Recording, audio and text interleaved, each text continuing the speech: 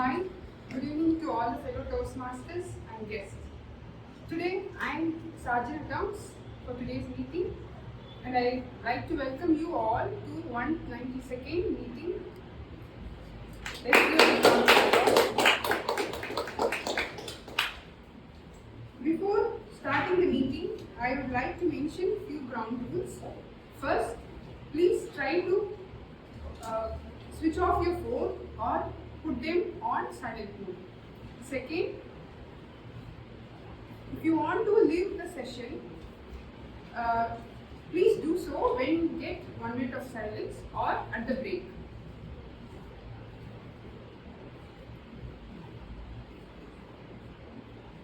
As everybody in their life has a mission to achieve their goals. Likewise, our Toastmaster Club also has a mission, and the mission of our Toastmaster Club is to provide supportive and positive learning experience in which members are empowered to develop communication and leadership skills, resulting in greater self-confidence and personal growth.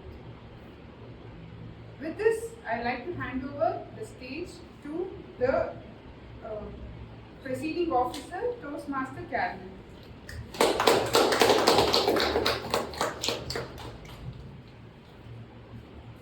Thank you, Toastmaster Nandini, Sir and Sergeant at Arms for today. Warm good evening to all our fellow Toastmasters. Very unfortunate that we don't have guests today. So last week we had a fascinating time in Chennai at the semi-annual conference.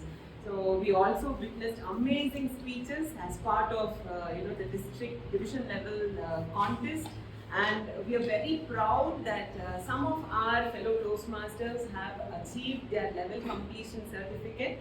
And now I would like to call upon Toastmaster Ramesh, who has finished his level 1 in presentation mastery, to come forward and receive his certificate.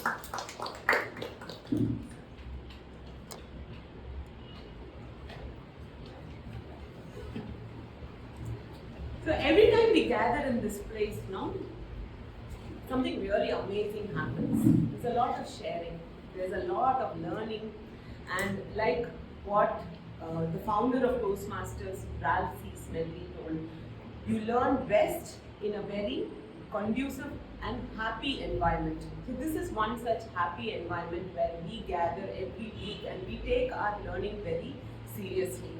So I would like to open session 192 of Vellore Toastmasters Club, and I would like to hand over the stage to the Toastmaster of the day, Toastmaster John.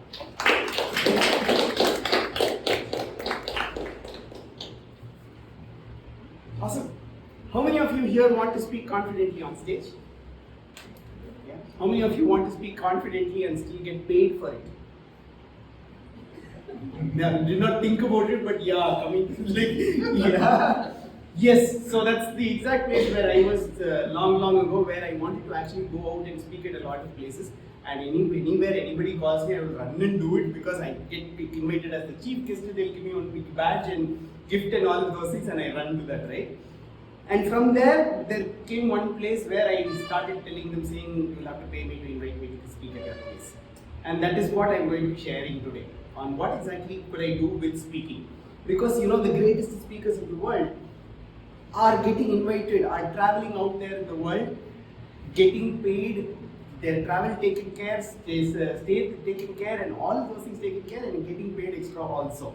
It's not like just going and getting a memento and coming and keeping at home, right? That is what we are going to be talking about, okay? But I would like to start that with this place where I say, why would anybody pay to listen to you speak that? What do you think they'll pay? There's value in what we share. There's value in what exactly we talk, right? And do you know, all of the greatest speakers out there actually speak the same topic everywhere? One single topic that goes on for around 20 minutes. And that topic will fetch you lakhs and lakhs of rupees and traveling the world and everything. Doesn't count well, no?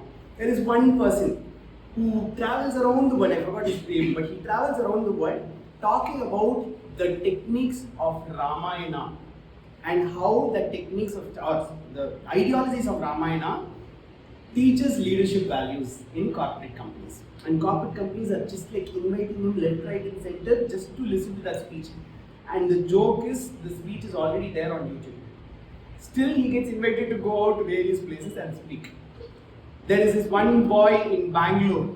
He created a T-shirt and jerkin company which puts logos of schools on it, and he delivers it. He started it like at least 10 to 15 years back.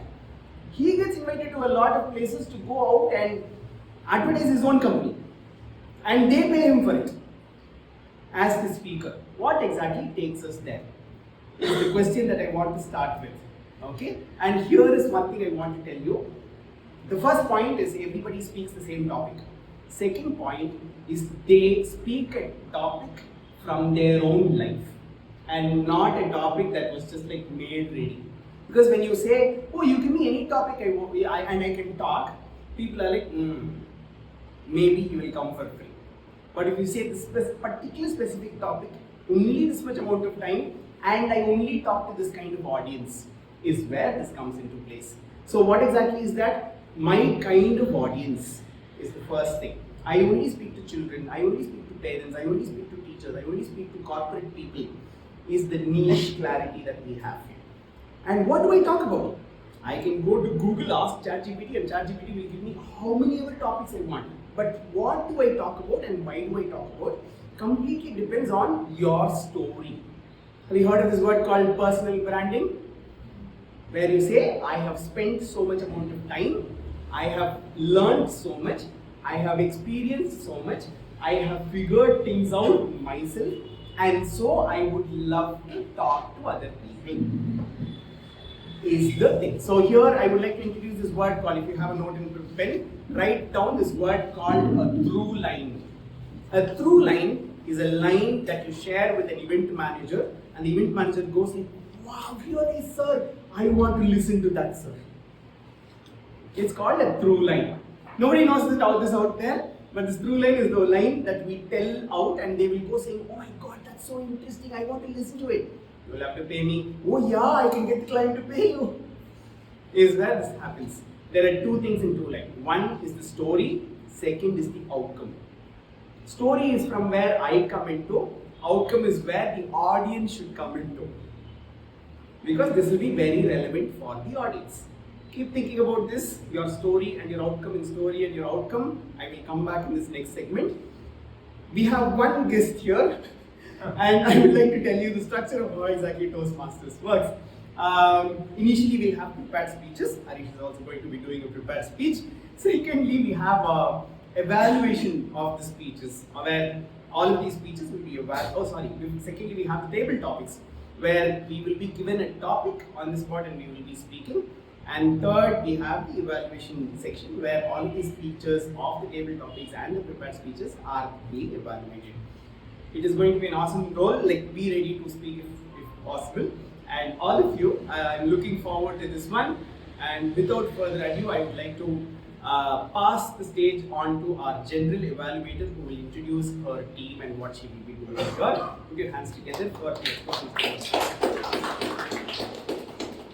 I'll be playing the role as general evaluator for today. My role is to evaluate the meeting as a whole and provide feedback on various segments.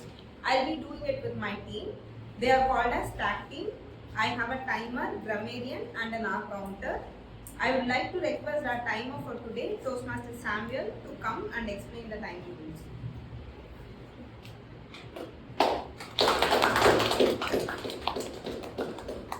Good evening, guys. So I am Samuel, I am timer today. So I will be watching the timing of every speeches, and I will be notifying you with the speeches for every prepared speeches. For first 5 minutes, green card, and 6th minute, yellow card, and 7th minute, red card. For a panel discussion, on 20th minute, green card, 30th minute, yellow card, and 40th minute, red card. So every speeches I will be noting the timing, And for the table topics, minimum 1 minute. So thank you. Over to you.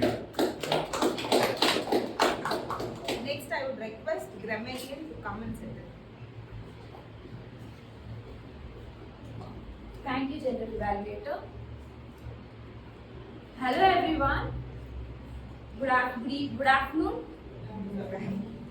Yeah, so today my role as a grammarian is to carefully note amazing words, quotes, and phrases used by our fellow Toastmasters as well as guests. And also will be carefully noting down grammatical mistakes here and there. And another most important duty of a grammarian is the word of the day.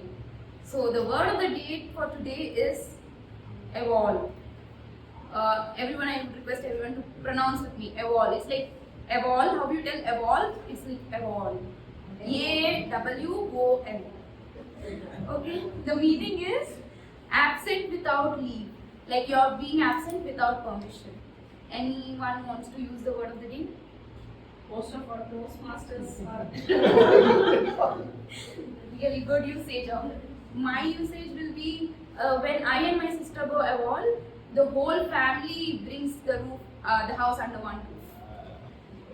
So I would like to request all to use the word of the day, and I'll come up with my report at the end of it. Over to the general. Now I would request our counter for the day, Toastmaster Nandini, to come and speak the words. Hi once again, I am playing our counter role. You might wonder why this role matters. If you are hearing a symphony, suddenly you hear off keynote. It sounds little odd, right? Likewise, if you are giving a speech, if you give any sneaky fillers like ha, but, so it doesn't go that smooth, right? So my duty is to watch all those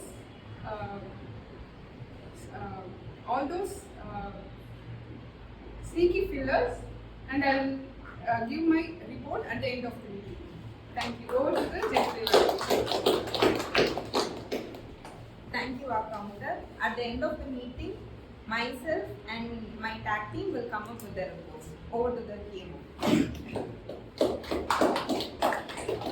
Okay, I was talking about having one speech for yourself and then keeping that speech going for as long as possible for people to listen to. No? This is one person that creates that kind of speeches. I still remember his previous speech on management. A concept that can become a theory, that can become a research. I'm looking forward to his speech today. That's Toastmaster Ramesh. But before inviting Toastmaster Ramesh on stage, I would like to invite Toastmaster Carolyn to invite the speaker on stage.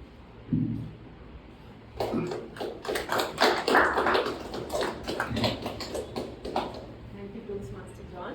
So my target speaker for today, Toastmaster Ramesh, is doing his pathway presentation mastery. He's doing his level 2, project 2. And the purpose of the project is for the member to deliver a speech with awareness of intentional and unintentional body language, as well as to learn, practice and refine how they use non-verbal communications while delivering a speech. So all the very best to my target speaker. Over to you, Guillermo. Okay, now let's keep clapping for Toastmaster Ramesh to come up on stage.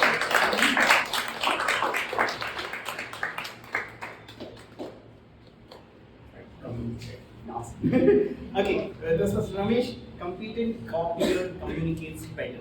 Competent copier communicates better. A very good evening, all of you. Good evening.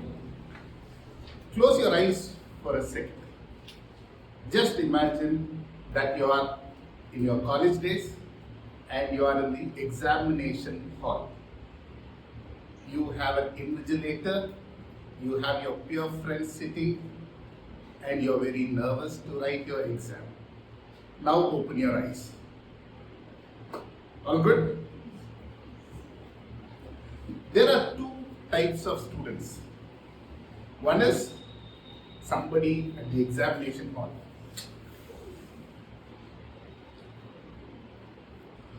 Who's that? Nervous. Very nervous, who's very studious. A person who's well prepared. there is one more category of student. The exam, no? Okay. Oh, that exam. But the attitude with which he enters the classroom is totally different. Here comes the effective body language. He has to communicate in the examination hall without uttering a single word because he is being monitored, he is being supervised. Because this fellow doesn't know what exam is today. He has just walked in with a lot of confidence on the person who is going to sit in front of him and not in him. But he has done a lot of homework how to communicate effectively with a particular person. His day is purely dependent on the person who is going to sit. So, the first etiquette, the first thing what he has to have is a confident, upright walk to the examination hall. He should not give any clue that he is very nervous.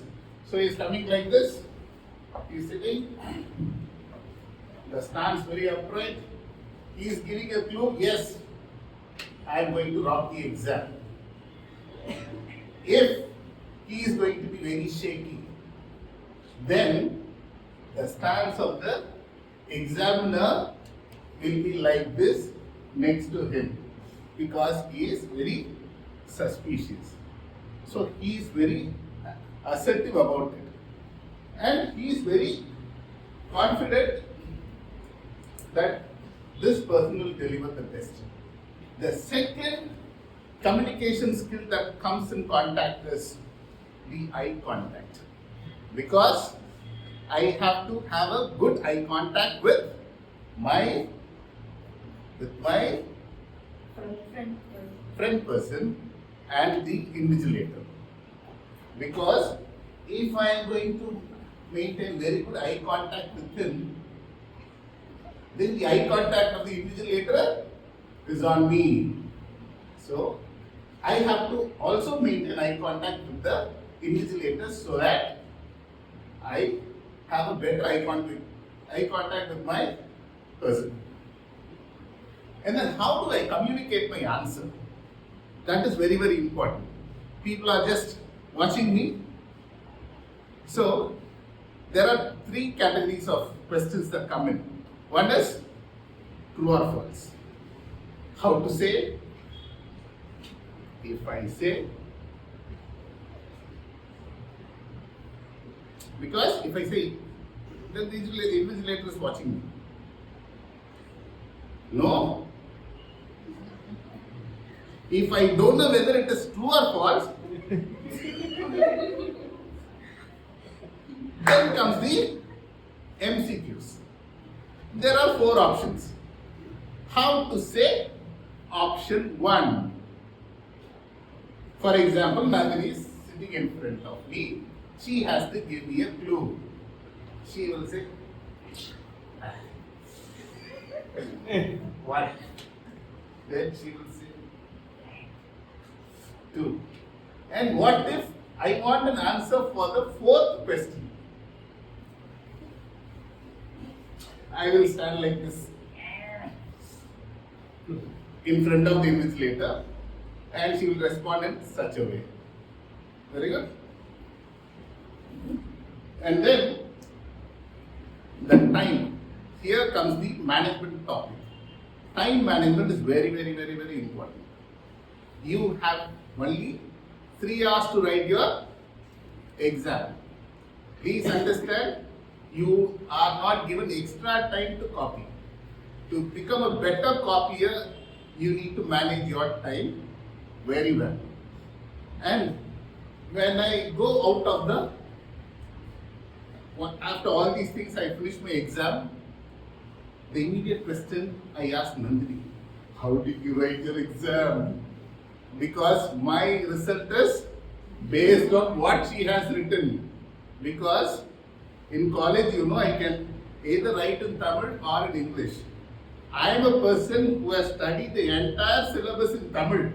Just because Nandini is writing in English, I am writing in English. Okay? Finally, before doing this, One final thing all should understand. I am the person who is very dependent on Nandini. When I enter, I should very closely watch and assess how Nandini reacts. What if Nandini, while receiving the question paper, she said, "Oh my God!" That means your exam is over. Very discreetly say, "Thank you very much. I will see you in the next semester." Thank you so much.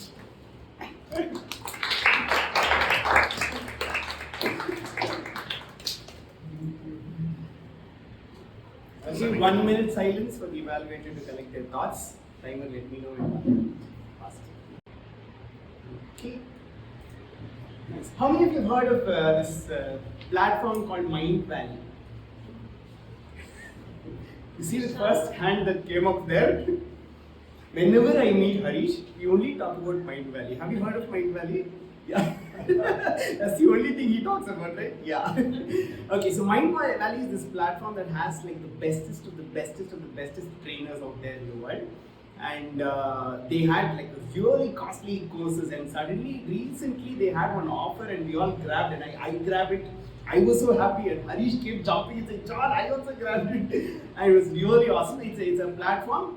My morning ritual involves 5:30 to 6 o'clock of any Mind Valley course.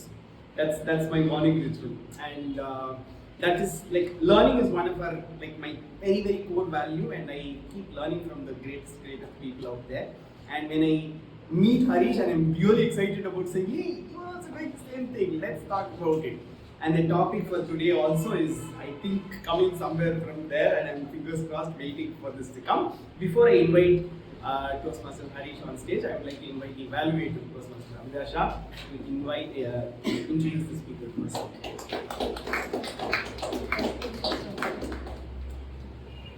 My target speaker is Toastmaster Harish. I would like to congratulate him on completing his level 1 projects. Now he has started level 2 in presentation mastery, understanding the communication style. I would be looking how he communicates with the audience and the response. Over to Toastmaster. Okay, let's continue. Keep clapping.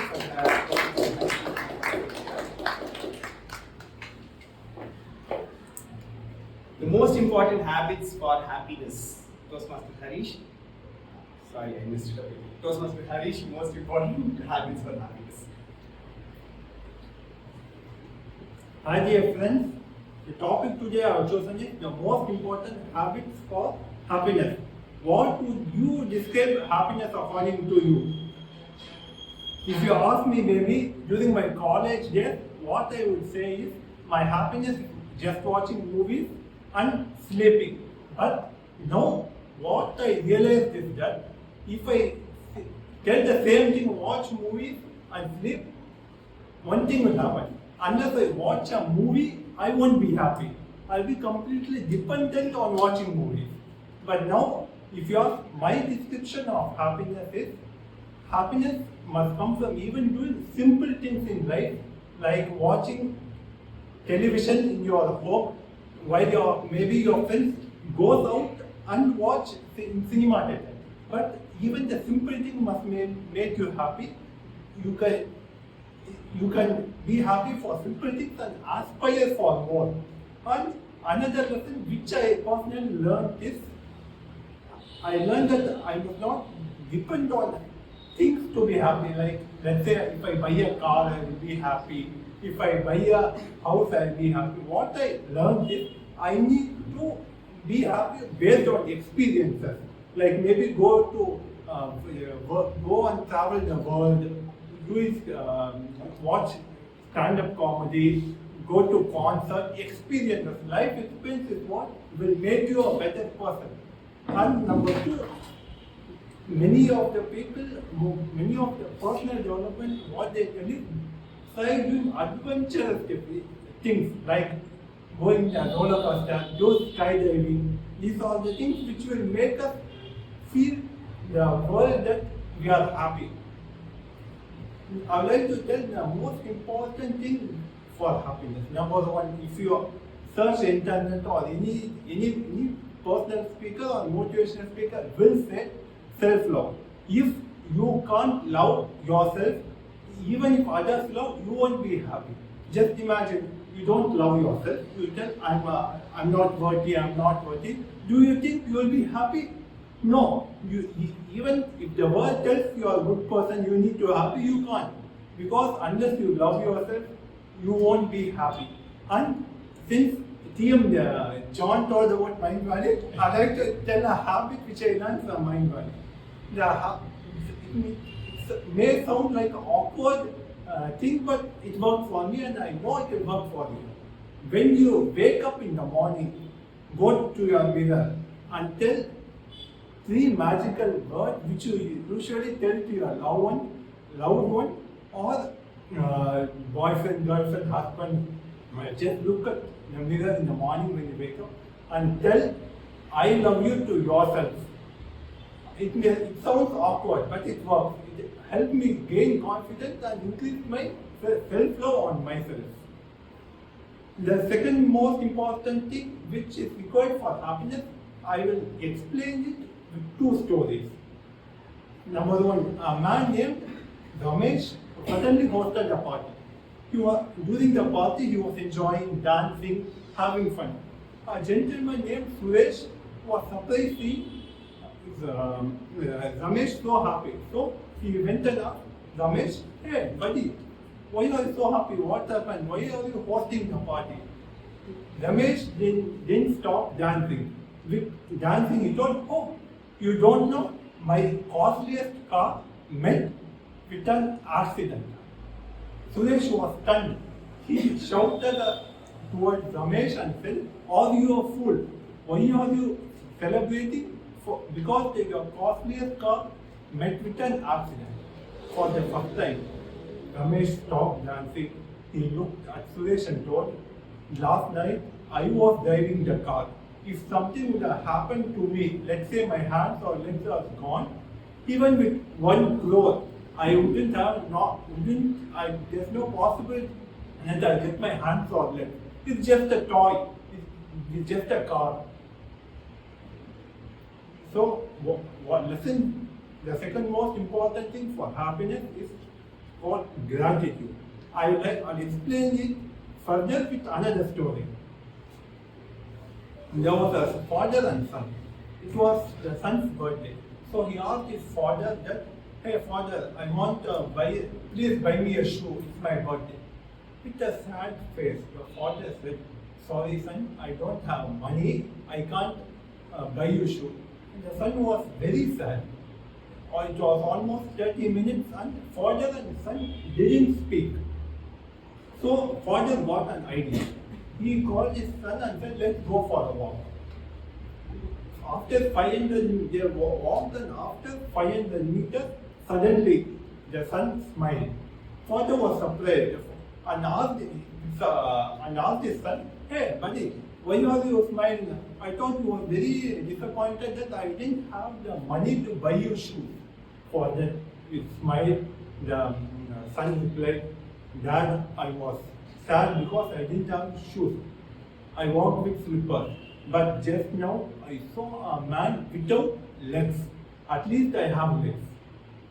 So this is also called gratitude. Gratitude means being grateful for simple things in life. We are so blessed that we are here. We have AC. We are living in a AC. We are living in a AC house. Everything we are enjoying life. But we feel sad. What I would like to say is, have gratitude and aspire for more things in life. So, next you might ask, Harish, how can you implement gratitude practice? There are 2 methods. Number one is the old school method, where you write down the things you are grateful for. It can be simple things like, I'm happy, I'm feeling grateful because I have wonderful father. I'm happy that I have food to eat, where millions of people are dying without food.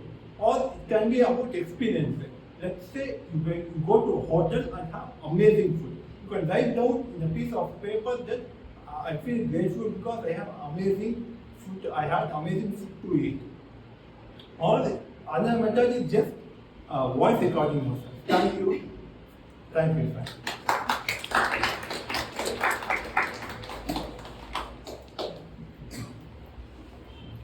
Okay, 1 minute silence for the evaluator to collect their thoughts. Okay, what is about to come up next? I am very, very excited about, where I can also contribute. You know what that is? Yeah, that's from my tea, not the tea time. Okay, so we are having an amazing panel discussion. We've been preparing a lot. I'm right now very nervous because I'm also going to be part of the panel discussion. The panel discussion is going to be done by Toastmaster Kriti, and before I invite Toastmaster Kriti on stage, I would like to invite Toastmaster Karthikeyan to come and introduce the speaker to us.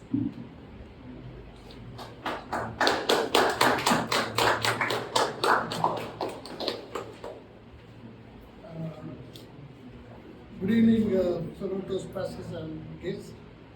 My target speaker is Kriti, and her pathway is presentation mastery, and she is doing project 2 of level 5. It's funny because I am still in level 1. I didn't leave it here. So the purpose of this is for the member to apply the skills as a public speaker and a leader to facilitate a panel discussion on a topic. So I wish her all the best. Let's go. Thank you. We'll have to make a small setup change for the panelists to sit here, before which I will introduce the topic of the day on which Toastmaster Kriti will be doing the panel discussion. It is building emotional resilience in children. Building emotional resilience in children. Good evening, everyone. So today we are going to have a panel discussion inspired by Children's Day. I am Kriti, going to be the moderator for this imperial and important topic, building emotional resilience in children. So what is resilience? In today's fast-moving world, children face many challenges in social, academic, and economic. The ability to navigate through challenges, to adapt to changes, and to bounce back from setbacks or failures is what is called resilience. The skill of resilience is not only to be built in childhood but also to carry forward in our adult lives. Today we have an exceptional panel members of experts who will be sharing their insights, their personal stories on how to build resilience from childhood to young adults.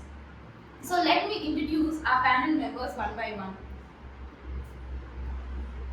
Toastmaster Carolyn Padankanti. She is a developmental psychologist in CMC Valley. She has given guidance to many children about their foster future through mental and emotional awareness. I welcome you to the panel. Next up, we have John Pradeep JL. He is a theatre-based public speaking coach who has inspired children to express their emotions through the power of storytelling and drama. I welcome you to the panel. Next up, we have Monica Laws, a chartered accountant by profession and a faculty by passion. She truly can understand what a children goes through when children go through peer pressure and academic pressure. I welcome you to the panel. And next up, we have Toastmaster Abhidasha, who's an experienced children educator. She provides an environment for children to build up confidence and self-esteem. I welcome you to the panel. So, up for the next 40 minutes, we'll be hearing their personal stories, their insights on how we should build resilience from young age to young adults. And I have divided this whole 40 minutes into 2 segments. First segment will be taken by John and Abhidasha for young children to teenagers, and second segment will be taken by Carolyn and Monica from for young adults. So, and we'll have last 5 minutes open for questions from the audience to ask the experts. So let's begin our panel discussion.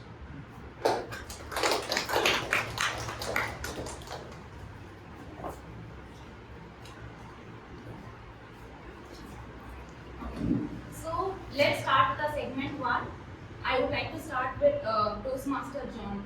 As your database public speaking coach, how have you seen creative approach impact children's emotional resilience?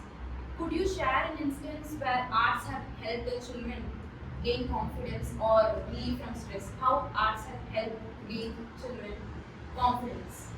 Okay, so me myself is a big example of how arts has created this. Like I'm a very introverted person, but every time when in my school I have like a competition or a performance, I go there and have a blast. I do a business job there. So I took that and I did that for children also. There was this one girl in my session called Renee. I used to have online sessions.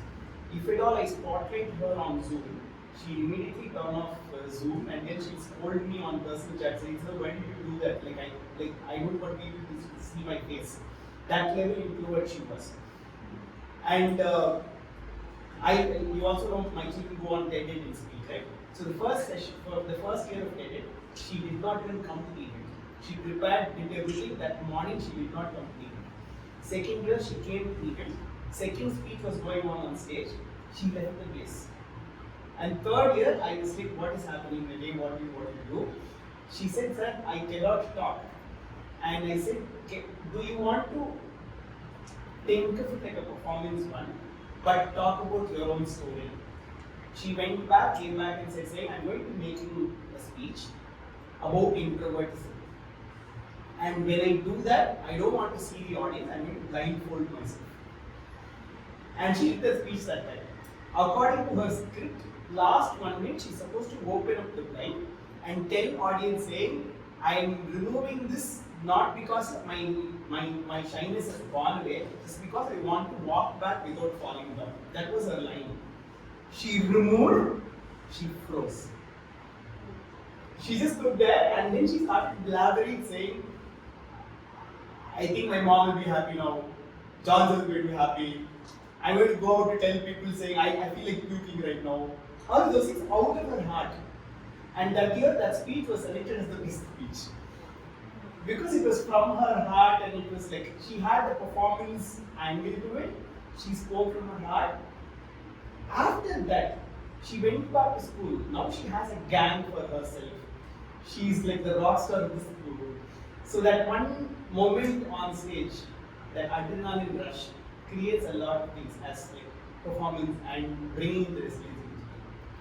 Good, very beautiful example you gave how you helped her to build in resilience and how she overcome that. So really good. Now let's hear from Toastmaster Abhilasha. You work with children in educational environment, right? Setting.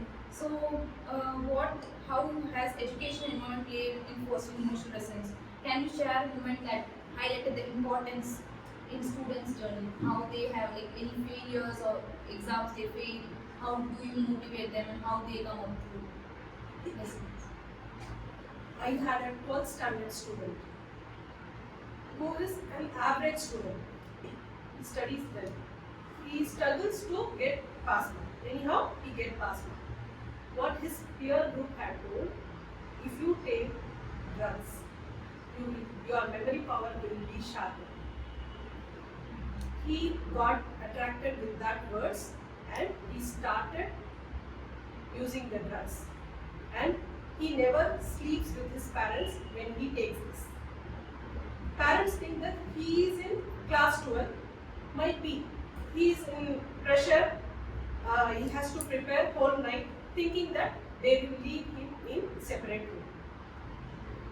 He take this chance to use bad drugs.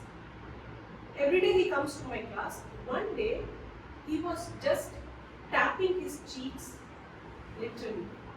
I was like, what happened to him? Even I was unaware whether he consumes that. One day he was tapping his cheeks. All the students were, something happened to that Anna. They were complaining me. He was behaving weird.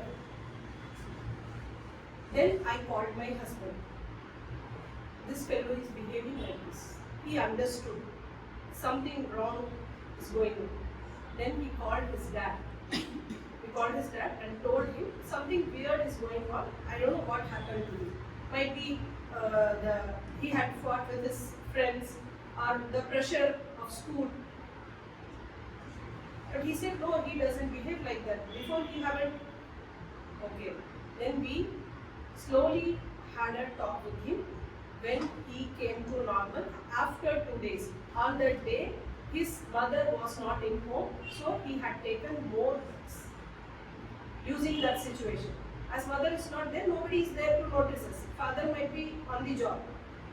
Then slowly we talked to him. He said, no, my friends told me if we take this medicine, they did not told him drugs. They have told it's a medicine. I have taken this time I have taken more.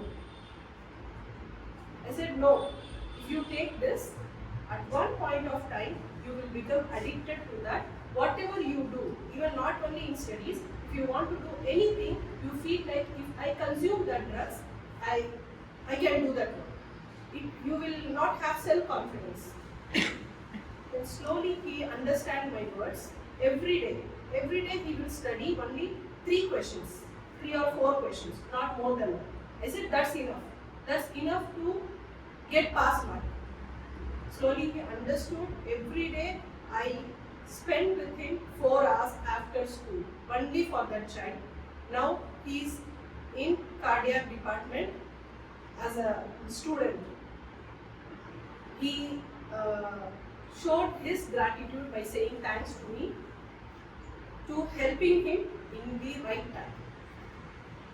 So this kind of peer pressure is there among students when coming to education or school. Really inspiring story how you converted a person taking drugs to not taking drugs and slowly making him study. So as you said about the how children nowadays are hiding from parents, I want to ask what are the practical ways, now let's come to the parents' place. What are the practical ways where parents or educators can help kids develop self-expression and empathy? Like both, the question is to both of you, like yes, you can discuss and you can discuss. Yeah, okay, so that's one thing. I help children create stories on their own. And when I tell them, you've created a story right now, I want you to like express it. But I don't want you to like come on stage and tell it or make it into a poem or anything. Whatever your medium of expression is. You want to make a comic book out of it, you want to draw out of it, you want to do anything. Any form you can contribute, like you can express it. This is a simple example that I tell saying, you should be proud and happy about what exactly you should be doing. And that one single thing creates a lot of changes in children later on. I'll give you one more example of this one boy who was a rebel with his parents at 11 years old. He is a very active boy, sportive, active boy, and he never listens to anything that the parents say. And parents were very worried because the teacher was the head teacher at the same school. And she was very worried, like my own son is not listening to me and all those things. When I had a one-on-one, he was like, sir, I love dogs. And my parents won't allow me to have dogs at home. I asked the parents and the mom is allergic to dogs. A simple reason, very authentic reason, that they can't have dogs. So then I spoke to him, then we asked him saying, can he go outside and pet dogs? He said, yeah, he can as long as he washes and comes, because even that one hair is causing problem to the mother.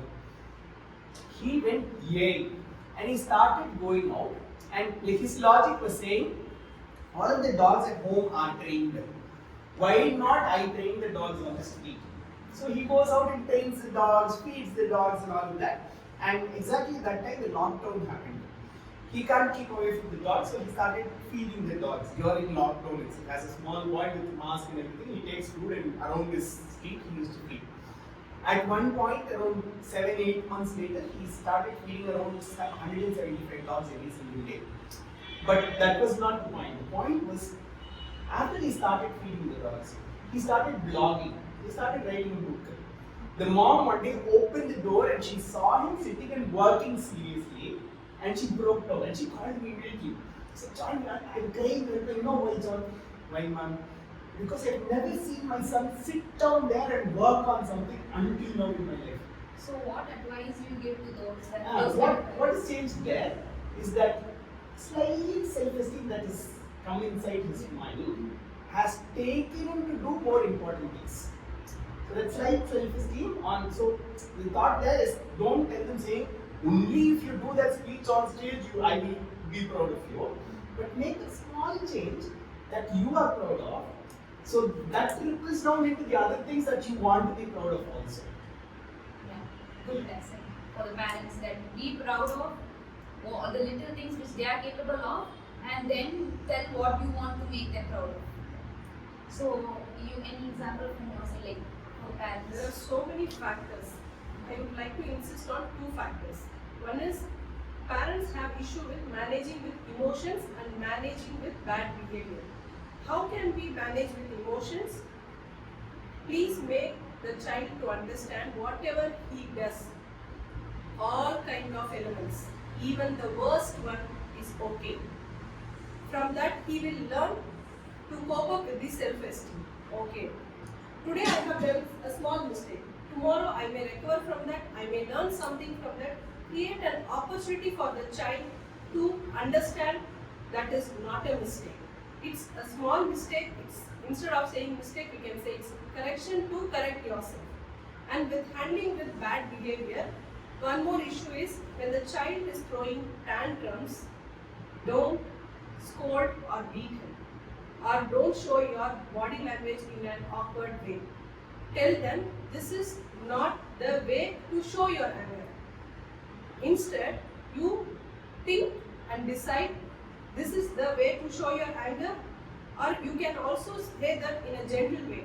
You can make them to understand, find the purpose, find the strength of the child, celebrate the small strength of the child so that he will not feel ashamed of his weakness. So these key factors I would like to insist on parents. Thank you so much for that. I want to also ask about nowadays teens often face, as we already spoke about peer pressure, let's come on to the academic expectations by the parents. So what techniques have you found effective in guiding teens to manage these pressures and build a sense of self-worth that I'm capable of? Like nowadays mostly parents are like study, 10th and 12th, the boards are coming off, you have to focus on your studies, and more academic pressure is there. Then they have interest in music, somewhere else they have interest in sports, or somewhere else more focus they are giving on academics. So what techniques to be tell the teenagers? Pressures will, parents will keep on telling like how the teenagers should maintain and manage those pressures. Okay, I think the key here is celebrating uniqueness and not forcing competition, because it's not about study and not other things. Other things also there is pressure right now. That fellow's got to Trinity certification too, what are you doing now? That fellow's in district level team, what are you doing right now? So this peer pressure has come into everything. And like I am not with the other parents, so I'm making you do all of these things, but you are not doing that also. Is the other thing also. Very interestingly, I got called by my children's school principal because I was not focusing enough on them. I was traveling too much. And I told the principal saying that is how I want to parent. But that complaint there went off from my child's class teacher, whose son was also studying in the same school, who was going through this, where this boy was doing Trinity certification, and by the pressure that the parents gave him, he said, I don't want to play keyboard anymore. And he threw everything, and he said, no, I don't want to do anything. And then once, when she was talking to me about my daughter, I was like, ma'am, I want to just leave it there. That is, if she wants it, she will surely do it, I know what pressure is her. He's not comparing, she's unique. And she was like, John, I want to learn from you about my son. And she spoke. And I said, okay, can you do this? Can you let him be and not guilt trip on leaving Trinity? She said, yes, I'm going to do this. So she went and told him saying, I will put you in another trainer who teaches at church. So he just teach you songs. He went for 2 classes. He found the difference. Now he went back and asked the mom saying, can I join Trinity? She said, no, I don't think you take it seriously. This fellow went to his classmate in school, took his notes and completed one full lesson, was ready for exams for Trinity of the next level. She called me immediately and said, John, something changed. I said, what's it? It's about his uniqueness and not the competition. Because every time you push him to do something, you're immediately comparing him with somebody else that is there in the class and all that. But can you help him to celebrate his uniqueness that he loves music, that he wants to do it, and all those things. That celebration and that little bit of self-esteem, like I said before. I am a little different from the other students in my class. Itself goes a lot more than saying you or me, they or us, all those things. So thank you for sharing that, letting us know how to celebrate uniqueness rather than just comparing with other students. So that can uplift the students in their unique way. So this comes to the end of the segment 1. We'll have come to the questions later part. So now let's come to the segment 2. Let me turn over to this side. Now the most important, after the teenage period, now comes the young adults. People who are going to colleges, who are facing their real world. Like they have responsibilities, a bit responsibilities come in picture. So let's come to the segment 2, young adults. So let me share with you Toastmaster Calvin, ask you a question. As you're a development psychologist, what are the effective ways young adults build resilience while navigating question about their identity, what to do in future, what career options they have very uncertainty things, right? What if I go in this direction? What if I fail? What will be the outcome of that? So what uncertainty, how to handle those, like when students come up to you like this? So what we usually tell people is to live in the moment. You are either living in the past or you are living in the future. You are not living in the moment. And this is something that we need to teach them not when they are adolescent or young adults. This is something that we need to teach them, even prior to that. And another thing that we need to inculcate even when they are really small, because I think the foundational years, the first 10 years, they are so very crucial. Whatever you do in the first 10 years, it goes on and all through their life.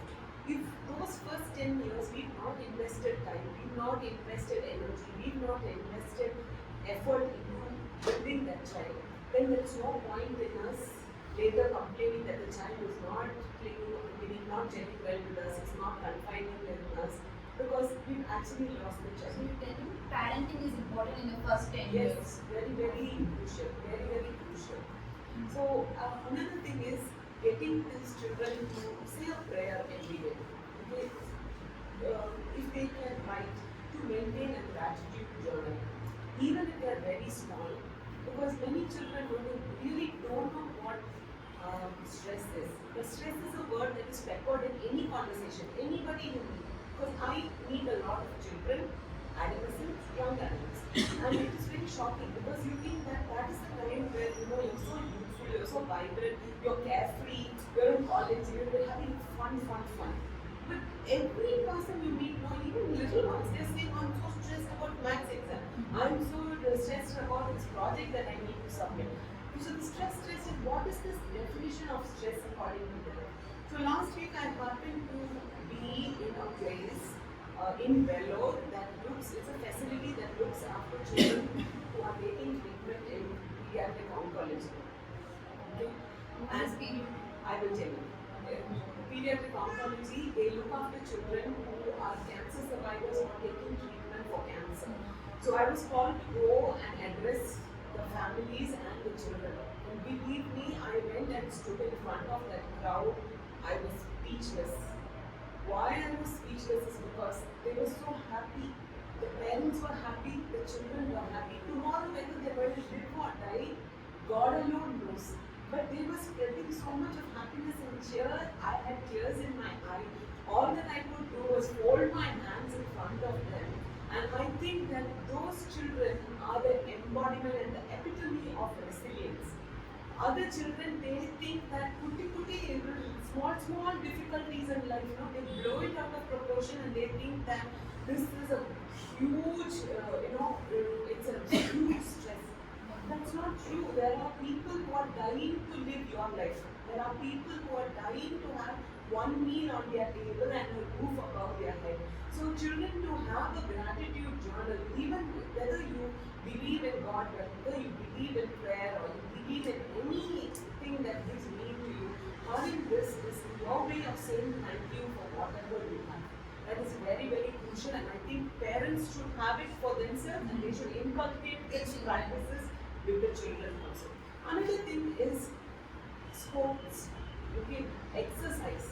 I see that a lot of people, they do not believe in anything to do with exercise these days. If you buy a car, whether it's a Tata Nano or whether it's a Mercedes Benz, you buy it and you leave it in your garage, within a couple of months, what's going to happen? It is not, the engine won't start. The engine won't start. It's the same thing with your body. So what you could do is maybe club it with an essential activity and a must-do activity, a fun activity. So if the child would like to listen to hip hop coming up, so you say that okay, you can listen to this rap music or anything while you're on the treadmill or while you're jogging or while you're going for a walk. Some form of sports or exercise will give them, like what John said, no? It's a different perspective and it's a different area. It's not academic. There is more to life than academics. And the children will feel very good about themselves, it will boost their self-esteem and they will feel very great. Third thing I want to say is about comparison. Earlier, the only mentor or the only icons that we could see is probably from the cinema world. There will be one Rajnikant and there will be one Vijayakant or there will be one Simran. Only those. Now that's not how it is. After the internet came, everybody wants merchandise that the K-pop singers are having, and I somehow, get very irritated when my daughters, these BTS and all. I'm like, what are these Maidamouth boys? What's so fascinating about them? All of them are wearing lip gloss, and my daughter said they have lipstick and wear lip gloss.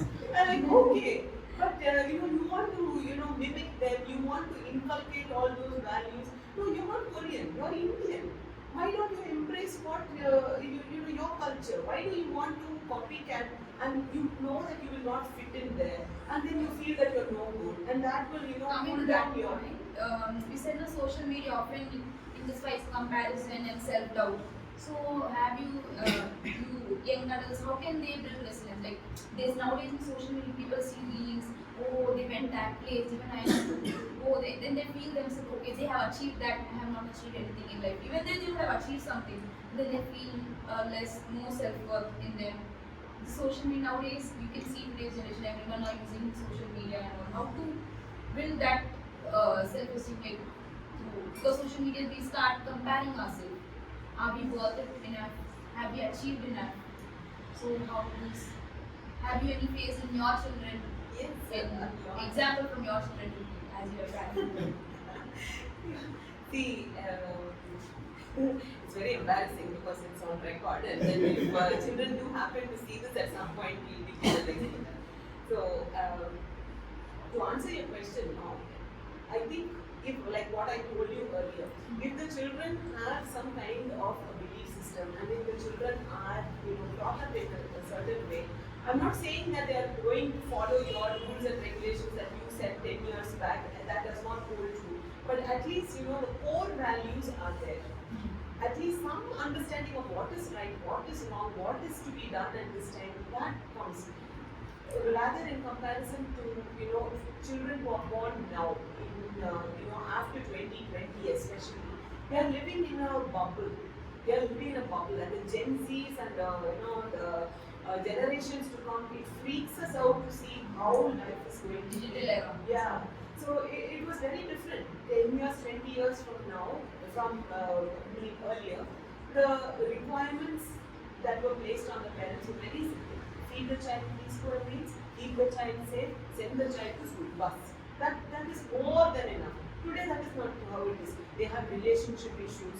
They have lot of, should not be saying in this forum, but the LGBTQ, we respect people, RST, ABC, all of those. So we respect people for their choices. They know what they want and we respect them. But we also see that there is an element of crime, there is an element of danger that these children are quoting because of social media. And it should be communicated to them in a very gentle way. We need to sit down, spend time, talk to them. I know with my own children, when I sit down, spend time and talk to them, they'll be like, Amma, stop. You know, they will not be the same. So what I feel is, maybe for my children, I'm not the right mentor. I'm there to help someone else. Maybe someone else, in some, in God's grace, my child would need a proper friend, a good friend or a good mentor somewhere in this world to mentor them. So you can only do your part, and then that ends when they leave home. After that, they're on their own. All you can do is, say a prayer for them, and you can help out with other families and other children. And you can just, what you know, you can share, and you can uplift other children. God will take care of you. Yeah, as you said, core values are more important. Afterwards, then children needs to be the right person, college, school, and work, job, and all. Then it's up to them how they.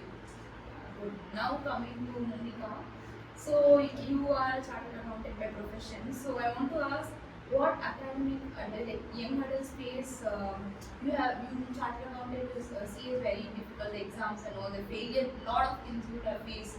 So I would like you to share a personal story or an example, or how you have supported a student going through this course. I have a question for you all. You all would have crossed the student's face. As a student, how much you would rate yourself for 100? You need not tell me the answers, you can just keep it in your minds. Okay? Now, take the 10th and 12th result of yours and just coordinate the percentage. Because in the recent Yale University research, they have found out students often tend to associate themselves more with the grades than with the morals that they learn from the school. Suppose if there is a student who is very kind, polite, courageous, who is of very helping nature, but he constantly fails in all the subjects, how will you treat that student? How, as a society, will we go to that student and say, even though you fail, that is not at all a matter, you have very good values, you will survive in this world? As a society, will we go out to that student and give that confidence to that student? Or else, what we are doing now is, do whatever you want, get pass percentage, be the class winner, that's all. We as a society are pressurizing the students. And there are two things. From very young age, I used to hear, there are two things God will punish you if you are becoming bad. One is disease and another one is failure. If you are failing, then surely you have done something wrong. If you are getting any disease also, you have done something wrong, and that's why God is punishing you with this disease. So from our childhood, we are created with the fear of facing failure. The failure is not that big as the society has created. For the very first time when I failed, I have no words to explain how I felt. I thought I did not do anything bad. I was a very good person. I disconnected social media. I was studying very hard. Then why did I fail? What wrong did I do? Rather than concentrating on the fact that I did not study well, I did not meet the institute's expectation, I was thinking, where did I go wrong? Then on one final day, I realized all these thought processes are not going to help me to succeed unless and until I am going to take proper action for my failure. Even if a person is failing, that person should take proper action to succeed. It does not matter, in 50 years, nobody is going to ask me how many times did you fail before you became a chartered accountant. So, as for young students, I will suggest only one. Manifest your aims. Don't have only one aim. Make many aims, because you are going to live for many years.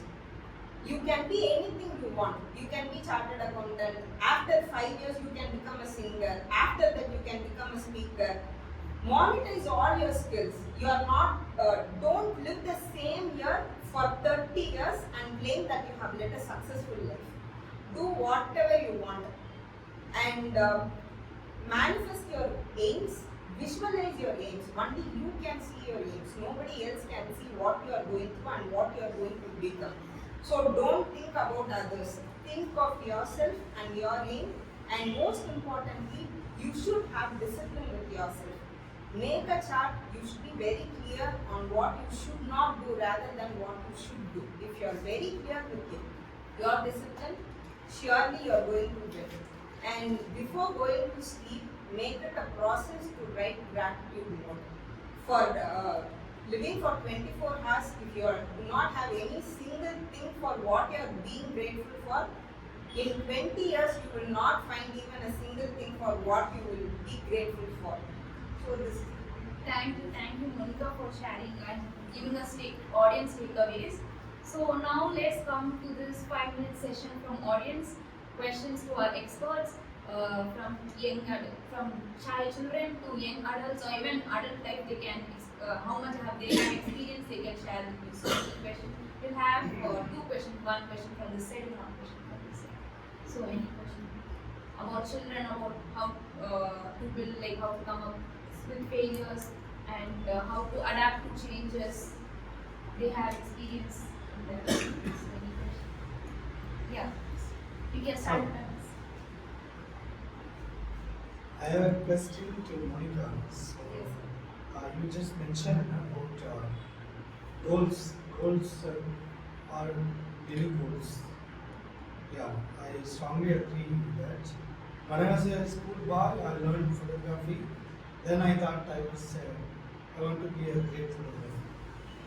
After I finished my college, I come to know, so I'm good at teaching. So then I joined as a lecturer. After 5 years, completing 5 years, I'm come to know I'm good at finance. So then I joined in a bank. Then after 3 years, I thought, I'm so good in coaching. So then I became a trainer. After 3 years, I thought, I'm good in business, so why should I start business? I started to do business. So, in this attitude, what would you recommend? Suppose you were in my position. Tell me. So, we come up with plans, we try to make that plan work, but when I was actually working for plan A, my plan B worked better than plan A. So life is full of surprises. So each and every moment when you are meeting a person, learn from their stories and find it as a chance to grow yourself as a person and make your life more happy. Thank you. We have questions from this side. You can take a question from this side. You can talk about your children, the struggles you face in daily life as a parent, or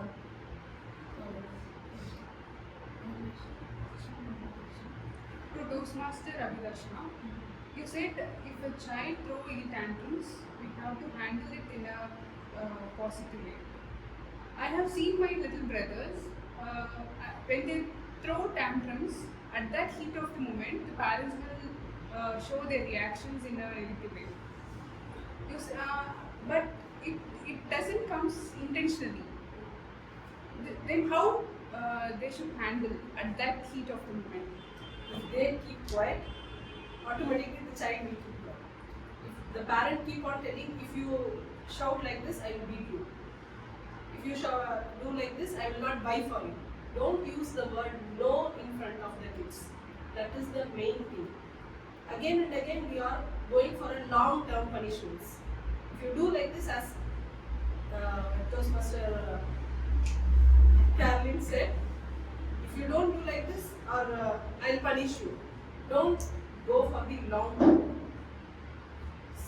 Just if we be patient in handling that, child will automatically understand that I should not throw tantrums.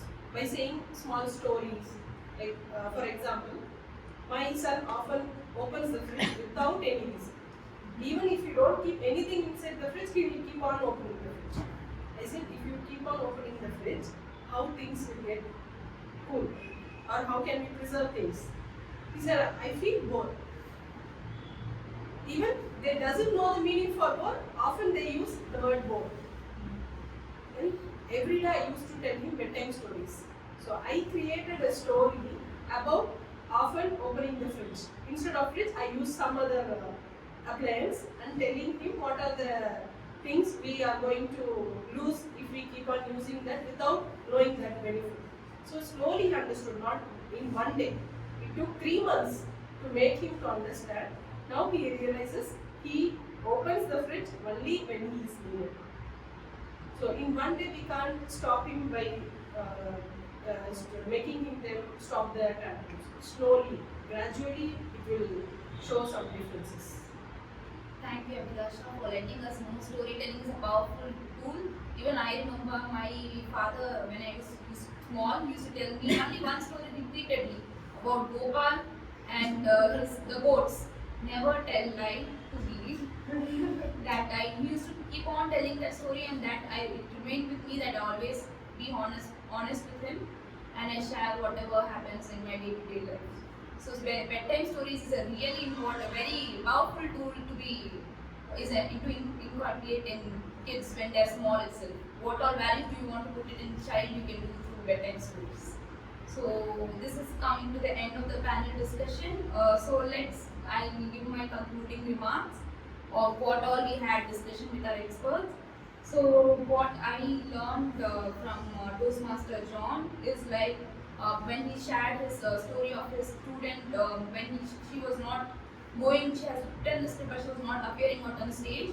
He guided her to go on her own story. It was difficult, but he helped her to face the challenges. Go whatever you want, win or lose, just do it. That I learned that we need to. She felt attempt puking and all, but she did it, and she won the award. That only one thing which I can take away from this: just do it. Is what we need to guide the students. And then Abhidasha also said about tantrums. Like don't give negative reactions to the kid when they are throwing tantrums. Just slowly make them understand and find out what through storytelling and other things. And coming to Carolyn, Toastmaster Carolyn, she said core values are very important. Afterwards, when core values are inculcated in a child when they're engaged, then further on when they go and navigate through their future through colleges and all, if they meet good people, they know what to do, right, which is right, which is wrong. Core values are very important. And proper action for failure was said by Toastmaster Monica. She said manifest your aim, visualize your aim, and those things are being told by like manifest and visualize.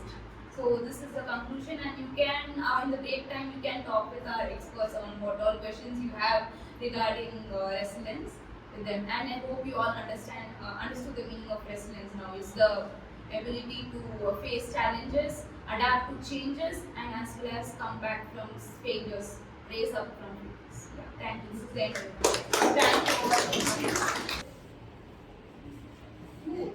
Now they are present here? No. They are not present here. Wait, no, you should not keep on telling everyone. Monish. No, you should fix the person. Monish. No, only one option for everyone. Monish. Sir, Monish. No. Monish. Okay. Correct. No. the reason. John and I didn't see it's done. Oh, it's okay. It's okay. I'll be here. Okay. Shall I tell the answer? Yes. It's Trivedam. Oh! Yeah, now. We don't look, guys. He is exactly standing in the same way he used to do it here. Yeah. Next one. She's a new Toastmaster. Anita. Ramesh sir, can you identify? Was it Dr. Boy?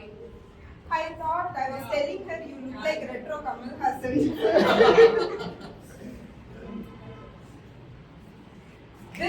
The person who is going to Ramesh sir. No, I can't say. Is it correct? No. Guesses are still open. Samuel. Samuel. Looks like Samuel. Okay, I would request the Toastmaster to raise his hands. Harish. Even he was serious, I guys would not mind. Yeah. Okay, next one. And this one.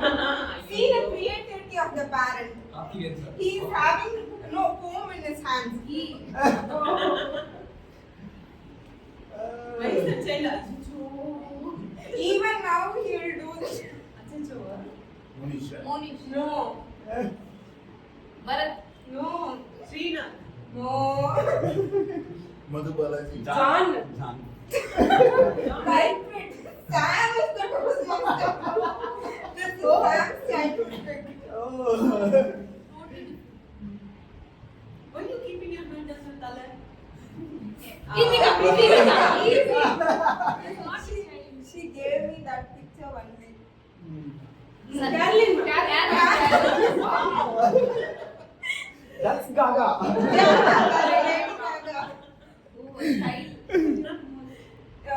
There is an old movie, right? Which movie was I telling you, ma'am?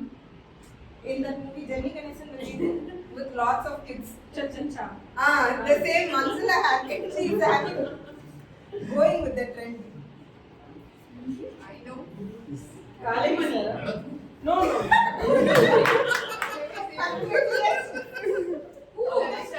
Abhidasha. No, shut up. Monica. You are going. No, she is. No, very old photo. Relate to the age also. Might be Nandini. Karthikeyan, sir. Karthikeyan sir. Yeah, she's what is it?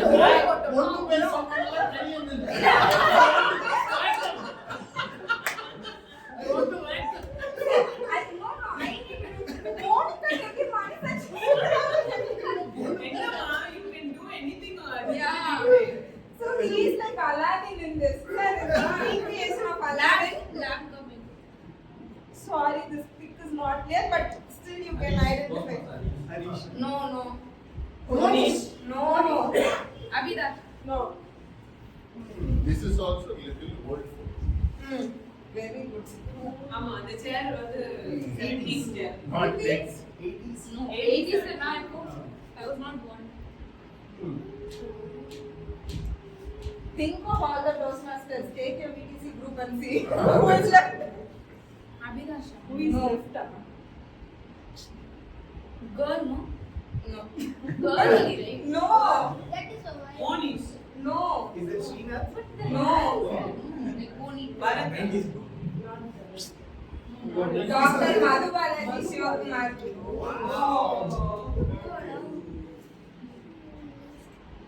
Bharat. No. Santosha. No. No. Pranay. No. Saranya. No. John. Okay. I'll give you a clue. If today is the meeting at 4:30, he'll come at 5:30. Monish. Monish. Monish.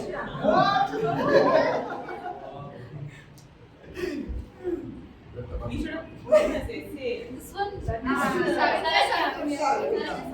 And Santosh. Yeah. Santosh. Kriti. Yeah. Easy guess. It's Kriti. Is it?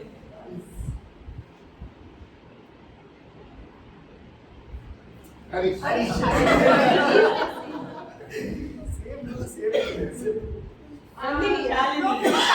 Shalini. Baby Shark. Yeah. Same. No, today we'll have the group. Kalaimani. No. That is Srinath. Srinath. Yeah. Who's that? Sure, John. We have a full teacher. Actually, Toastmasters John and Insta, there is a song which is trending now. Yara the Paiyan, Yara the Paiyan. You can redo it. Yeah. This is John. This was my first ever elocution. Ritu. Ritu. Whoa. John or Nehru she was. Fans Fans it was competition. Smart boy.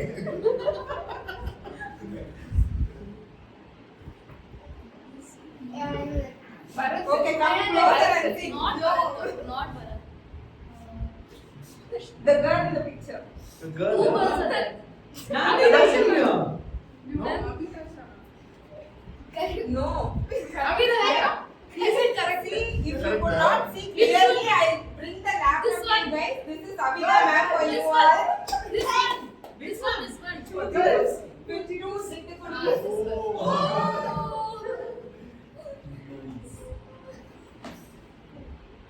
Where is Monica? Ma'am, sir. Last. Monica. No. Bharat. it's Bharat. Kadal Vandan of VTC. So many. Yeah. No.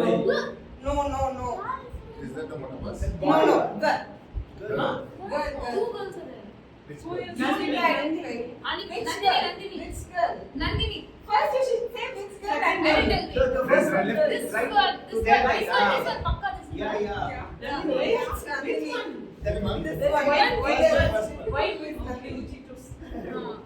The cousin looks, Sir, what is sir? Nandini, your cousin or sister? Cousin Monica. Okay, what?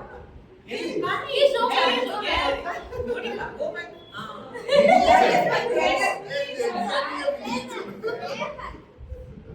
Put it on the noodles. Who is left now? Thanga Parakam family of Toastmasters. As soon as I saw the picture, that's இதை கண்டிப்பா கண்டுபிடிச்சிக்க முடியாது அந்த நீங்க தானே முதல்ல வந்து இது பண்ணிட்டாங்க so disclaimer Okay, identify the person. Sir, serious, you have not identified. Anand sir. No. No, Karthik is I think the already Kannadi. over with Aladdin. Toastmaster Anand. this thing. No. Is Toastmaster repeated here? Yes. Repeated. Oh, This is is that? Toastmaster Karthikeyan. No, I think that Kannadi is the first. I don't know. He has to say who is. Did you have specs for yourself? Who's missing here? Oh, I hate this one. Toastmaster Karthikeyan. Which one, sir? This one or this one, sir? Above is the. Sir, have you met him? Specs one. Specs one. Oh, Here. That's what he said. Santosh. Oh, Santosh. Santosh. That's the last pick. Nice. Thank you guys for doing all this, sir. Okay, it's time for table topics, and table topics is done by a teacher today. So I'm looking forward to this. Put your hands together for Professor Amrita. Guests, please ready to come up on stage and speak. As Ramesh sir told, everybody please close your eyes and go back to your childhood memories. I want right side to know, like they have to have a smell of the childhood memory, any smell, and left side people taste of childhood memory. For example, rain smell. With that you have, I'll give you topic. Based on that you have to talk. So right side smell, left side taste. 6, 7, 8, 9, 10. Please open your eyes. Any volunteer, please. Okay, today. Down there or? Yeah, you have to come and talk. Then I'll call Ramesh sir. Anytime you're going to ask me. Smell. What smell you had in your mouth? The smell of jangri. Jaggery. The smell of chalk piece. Connect your jaggery with smell of chalk piece and Jangri is always very tasty because I remember during 1985-80s, during that period, in Satvachari there was only one sweet stall which had only 4 sweets. One is jangri, laddu, jalebi and babusha. Nothing else will be available. So my father used to take me there and he'll get me. Those were the authentic sweets that were available in Satvachari. That taste reminded me, the smell. Whenever I pass through that area, still I feel okay. It will be wrapped in a mandara elai and it will be given to us. So it will be so tasty. But coming to the topic, chalk piece, the classroom during the childhood, the what do you call the chalk piece, the small one. Bulb. Most of the times it will be into my nose and I'll be chewing, biting on all those things. But it is not as tasty as the jangri we tasted it. Thank you so much. thank you. So whenever I look at the chalk piece, I'll remind of jaggery. Okay, now we'll call taste side. Toastmaster Carolyn.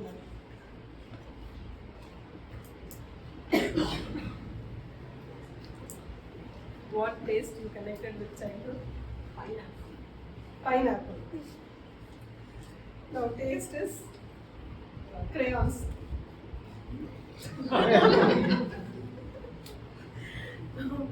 So every time we used to come for holiday to India, no, my Periyappa used to bring fresh pineapple from the village. So there'll be sack full of jackfruit, pineapple, mangoes, all these fruits. Okay, we never get to see this back in Kuwait. So we so excited. And this cutting this jackfruit and cutting the pineapple used to be a very tedious ordeal. I still remember they'll all the akkas and all, no, they will go. It was a chutukatu house, meaning a courtyard home. So what they will do is they will go and they will sit there and then they'll take coconut oil and they'll smear this coconut oil all over the hand, and then they will take one fruit after the other because it should not poke. So they'll cut first the jackfruit and then they'll take one big basin and they'll have all these and then they'll be de-seeding that. And then the pineapple as well, and they will cut it in very different way. You know, sometimes when you bite into the pineapple, it will be quite pricky. And then once we go back home, we are left with only crayons. We don't have pineapple back there, no?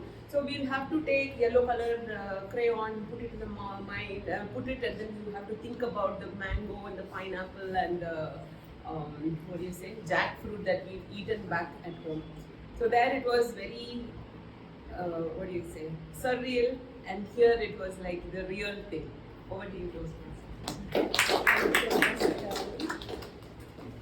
So I hope you did not taste the crayon in the memory of pineapple.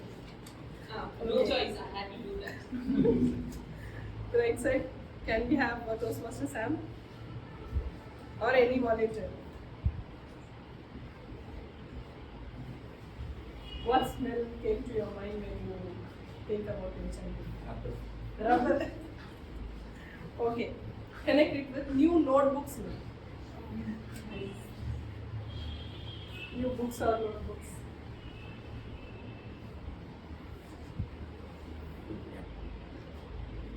So,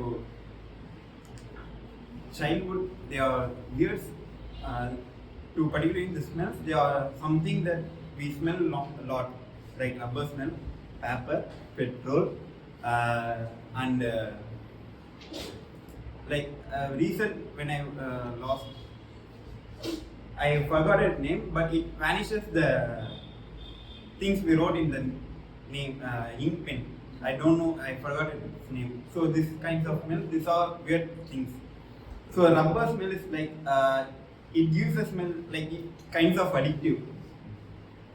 And going back to the note smell, the note smell is like every time I took a new note, the smell like a pleasant smell. Like me and my sister will be fighting who smells the note. So and even for the petrol bottle also we will be fighting. Like that's a different thing, and like we do a lot and we still do that. Thank you. Over to you. On the left side, can we have guest? Kriti's mother. No. So, Kriti.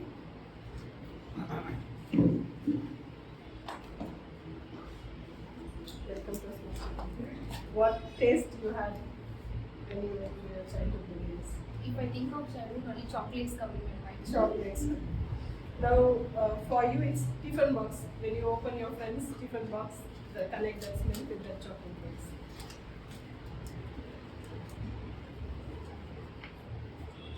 So when I was in childhood, chocolates was like a boost of energy for me. I'm like, Mummy, give me chocolate. I need energy. When I used to complete a homework, complete a page or something, give me my energy. Give me my energy. I used to tell. So she used to provide me with the chocolates, whatever, all kinds of chocolates I used to have, but eggless one. So those were my favorite chocolates. When I used to go to school, I used to also share chocolates with my friends. And during the lunchtime, my friend, when she opens her tiffin box, I was like, what is this smell? It smells exactly like the energy, the boost which I need usually when I wanted to complete my homework, any task which I wanted to do. My mom will give me some errands to take, like go to this shop and buy this thing. So, Mummy, give me chocolate, I'll go and get it. So that was the kind of boost and energy which I was getting. The same smell when my friend opened the different box, and when she said me what the food was, it was any guesses what the food was? All related chocolate. It was chola bhatura. Yeah, that is. Can we have guest Toastmaster Harshita? Just give it a try. Cherish your childhood memories. Okay, Toastmaster Karthik sir.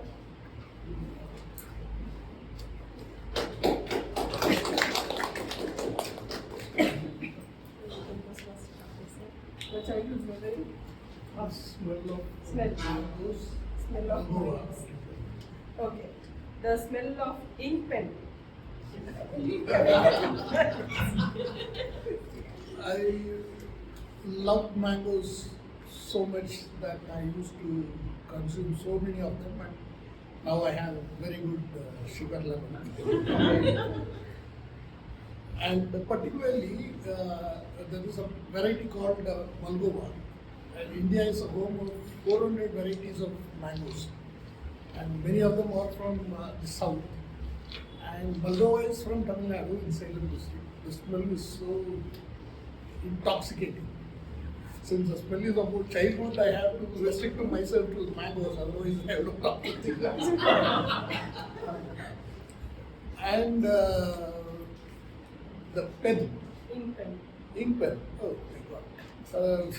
It is always dreadful to have an ink pen because always leak and then spoil the shirts. So it was two contrasting feelings. One with the sweet smell of mangoes, and the other is dreadful smell of ink spoiling the shirts. Thank you. And left side, Toastmaster Nandini.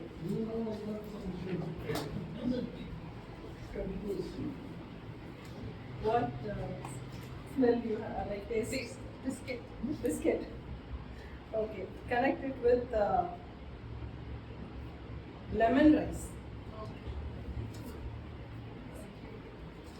In my childhood, whenever I get any cold or fever in my grandma home, my grandfather used to take to the hospital. That doctor was around 98 years old. Whenever a child comes, he used to give biscuits, handful of biscuits, that tiger biscuit, the little round one, right? He used to give handful of biscuits. I liked it first. That is the first time I tasted that biscuit. Whenever I go there, I used to get enthusiastic. Usually, if a hospital means we used to get scared, right? But when I go there, he used to give that biscuit, and he'll never put any injection. So those things I like a lot. I'll get that biscuits, I'll put it in my pocket, and I'll ask it again. So if I buy that biscuit in any grocery shop also, it will not taste as much as he gives. That so that is one of the childhood memory in biscuit.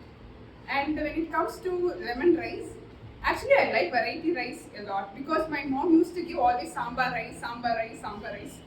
So all those variety rices I like, especially lemon rice and tomato rice. That was my favorite one. Still now I like that. That's over to the Toastmaster.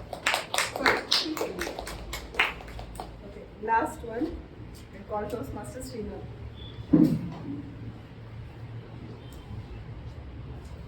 What smell do you have in your childhood? Smell of pineapple. Smell of pineapple. Monday morning, somebody is applying full of coconut oil. Connect it with that.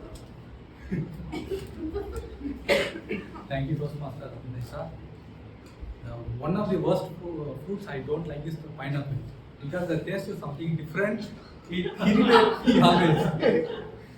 So when I connect with the coconut, so generally I used to apply too much of coconut oil in my head when I was in the school period. So people who sitting near to me, my friend, he takes paper and keeps in my head. He shows to me. My class teacher also. my people who sitting behind me used to do this one, makes fun of me when I was in school. So same when I was in college also, I used to keep so much of oil in my head. So this happens with my friends. They do fun with me always. Thank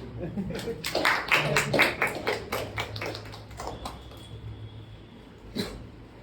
So I hope everybody had their childhood memories. If those who did not take the topic, please connect with the childhood taste and smell. It will be fun, and also you can practice all these topics for table topics. Thank you so much. Over to Toastmasters. Okay, so time for evaluations. I would like to invite our general evaluator, Toastmaster Monica, here. First, I would like to call the grammarian to give her a report. Toastmaster Kriti.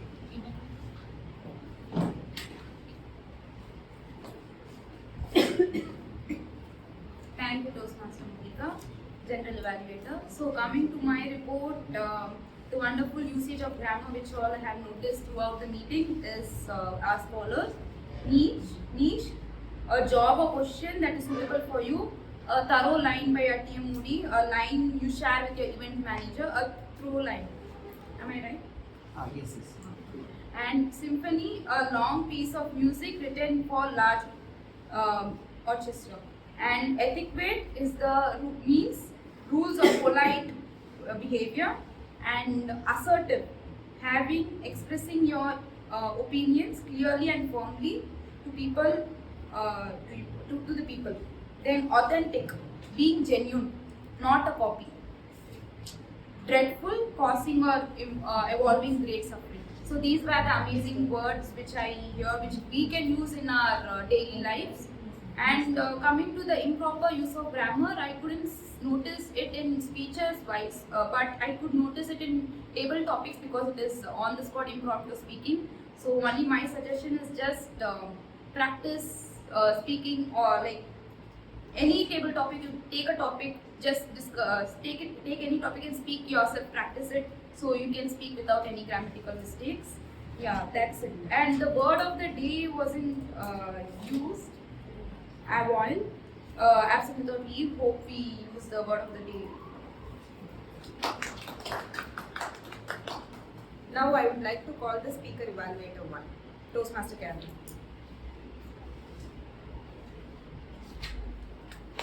Thank you, General Evaluator. So my target speaker, Toastmaster Ramesh, was doing his level 2, project 2, presentation mastery, and the purpose of the project was for him to come here and display a beautiful array of body language. So all of you would agree that he was fascinating, through and through, right from the start till the end. He had a whole truckload of body languages, and let's see what we can learn from Toastmaster Ramesh's speech. I thought it was very brilliantly crafted, the content was very good, and the presentation was extraordinarily good.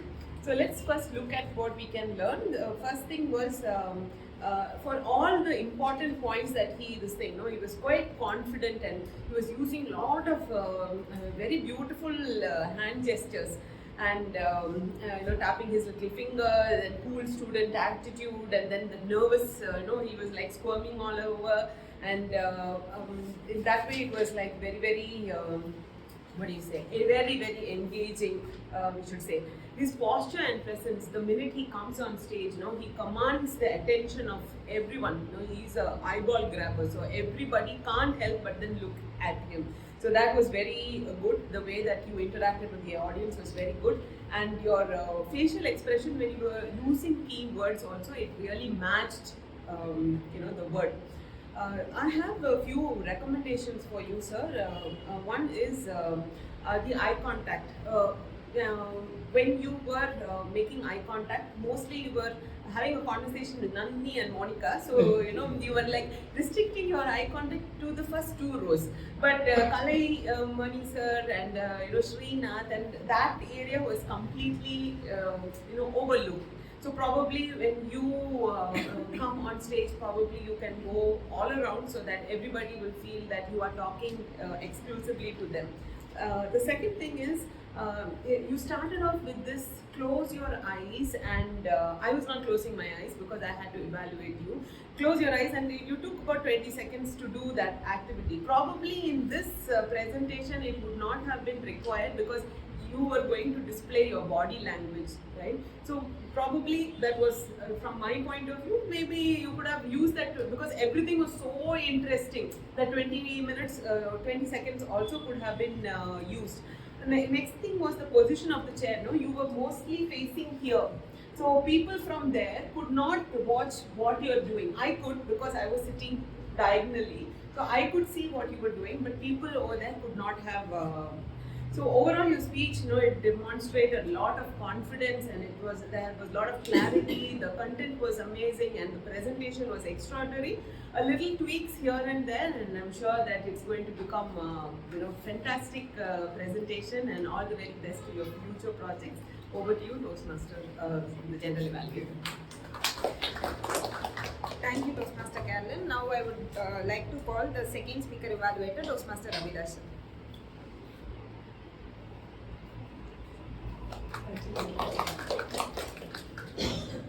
Once again, I congratulate my target speaker for completing level 1 project. Now he has given level 2 project 1 in presentation mastery. The topic is relevant.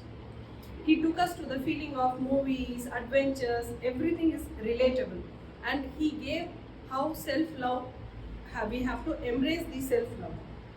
And he also told us, don't feel awkward to say I love you in front of mirror. And his Ramesh and Suresh story remind me of a 5-star ad. And the gratitude of father and son story is exactly relatable. To recommend small things, be comfortable on the stage. The stage choreography is very little. I can see very less stage choreography. When you say movies, adventures, just open up your shoulders to say those words and feel comfortable on the stage, and it was well delivered. You have completed in the given timing, well delivered, related to everyone. To summarize, I just love your way of communication style and understand to be grateful. So this thing, you can say that with great voice modulation, because gratitude and grateful is something which you have to practice all over the life. So be comfortable in saying those particular words when you come onto the stage. Thank you so much. Over to Toastmaster General Evaluator.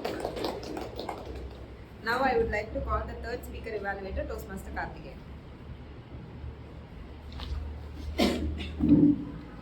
Thank you.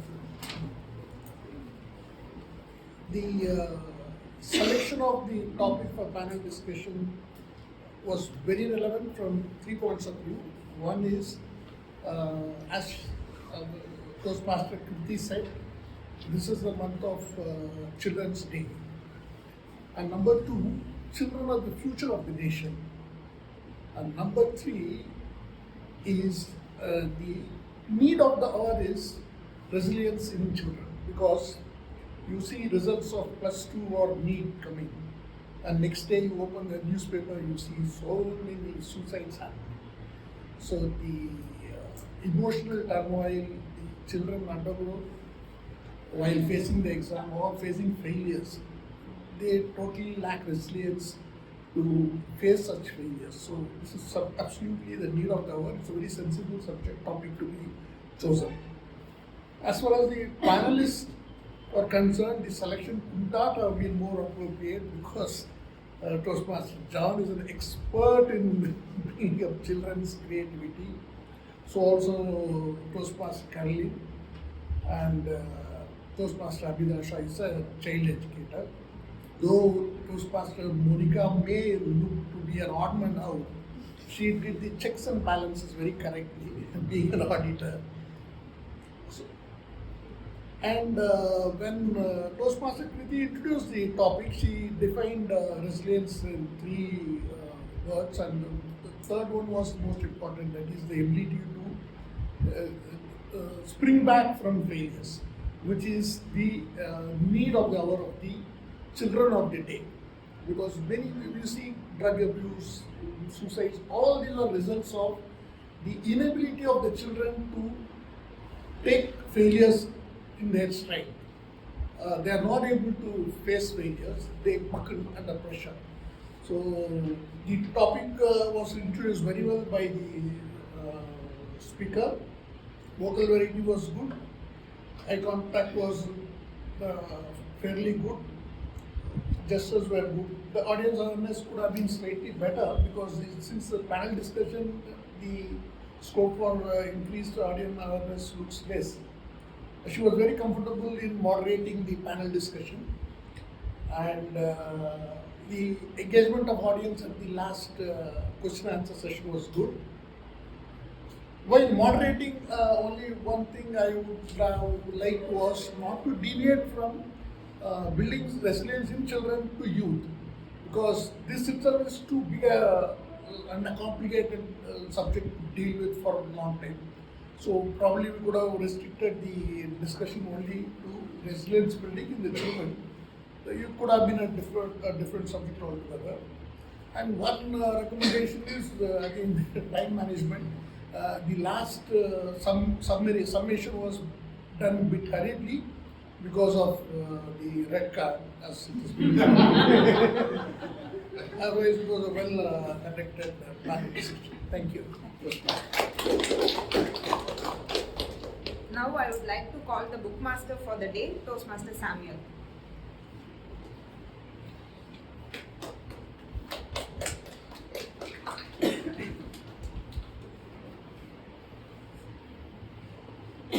Every child is a blessing, a benediction, and a boon. We should never forget this. So this was the book. I am going to recommend. This is not the title. This is a quote. So the book's author name is. Before going to the book author's name, is an inspirational character and well-known person. Is our former Chief Secretary, Mr. V. Irayan IAS. So this book name is. Steps to Super Students. So this book, like it's almost like what we did in the panel discussion. So this book covers every subject of how we can take interest in child's education and how we can introduce them what is the joy in studying and how they can study. Where they the authors speak about the reading, how we can create the interest in reading, the power of knowledge sharing, collection of study materials and how to use it, and mainly preparation and presentation and time management. And other than this, like he also mentioned, being a student is a part of our life, but as a human being we have lots of stuff. So he also mentioned in this book. So this book is really this book need to be read by every parent, teachers and student. Thank you. Now I would like to call the R counter to give the report.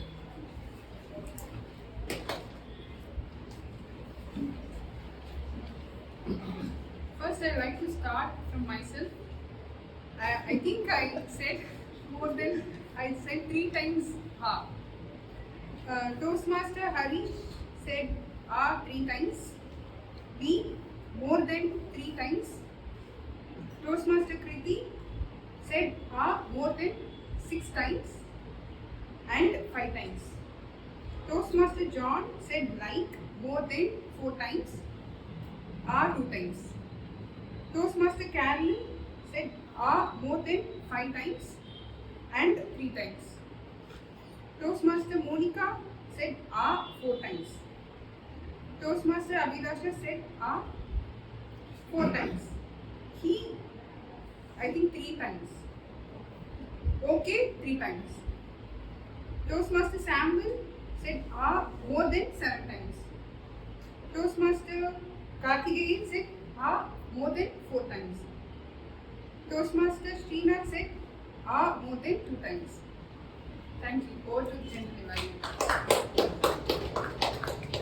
Now I would like to call the timer to come up with this report.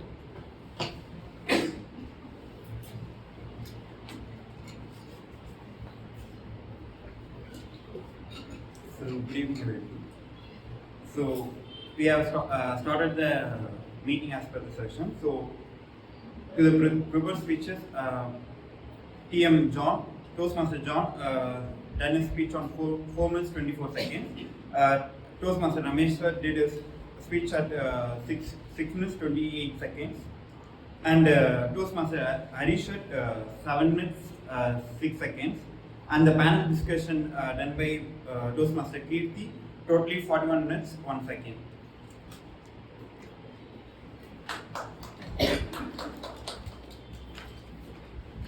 I think taking the role as general evaluator for today is the biggest mistake I have ever done. I don't think there are any areas of suggestions that needs to be said now. There is only one suggestion. When you are addressing a Toastmaster, it is like Toastmaster Ramesh, Toastmaster Karthikeyan. It is not Toastmaster Ramesh sir. No sir and madam when you are addressing the person as Toastmaster. Today the meeting started on time. For the first time, Toastmaster Nandini played the role as SAA. She clearly defined the rules and set the perfect tone for the meeting today.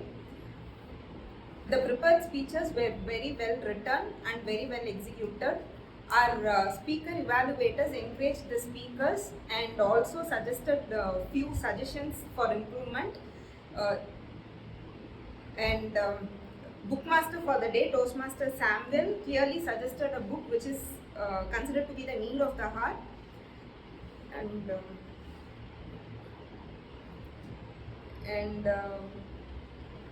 The rest of the table topics were very interesting.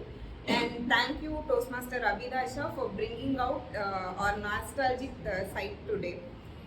And that's all for the report. Over to TMOD. Okay, we've come almost to the close. I'll quickly connect back to the topic that we started long ago, but we've gone a long journey from there. The last word that I told you was through line, which has your story and your outcome. Okay, so I'm going to tell you some names, and you just keep thinking about what exactly comes to your mind. Okay, Mother Teresa, Mahatma Gandhi. Yeah. Yeah. So just think in your head. Yeah. Okay. Nelson Mandela. Yeah. All of these big great leaders, when we think about them, they stay in our head because some story of theirs just like immediately flashes into our head. Something that they did, either the march or being thrown off the train or like that spitting in the hand or whatever, that story comes out in mind. So we are right now talking about becoming like them, being invited to speak to the nations. So our story should be shared to everybody also, right? So what exactly is that story that we share to everybody? I've spoken about the hero's journey long ago, but like here I want to quickly tell you about this one thing called the defining momentum. I've told this word also before, but this defining moment is something that has the power to become your story. I was something, I was in that place, and exactly that place this happened, and so I thought, and I did something great. Mahatma Gandhi was in the train, Nelson Mandela was in the jail, Mother Teresa was putting her hand out and standing like this, are the defining moments that connect to what exactly you want to share with the world. So I said story and then the outcome. From that defining moment, what is that one thing that I found or I figured or something, a bulb on moment that helped me to speak to this particular group of people to do this. So share what is, okay. So that is the through line and the defining moment. Now if you say, John, all of this is fine, whatever you say, it doesn't connect much with me. There is one more that we could do. You know what the defining moment is, and you know who you want to speak to and what you want to speak to also. Create a story.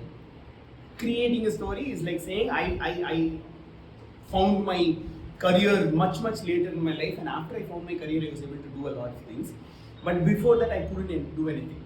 The things that I did after became my story of the world record and book authoring and all of those things. Likewise, if I have to really establish to them saying, hey, here I want to talk to all of you.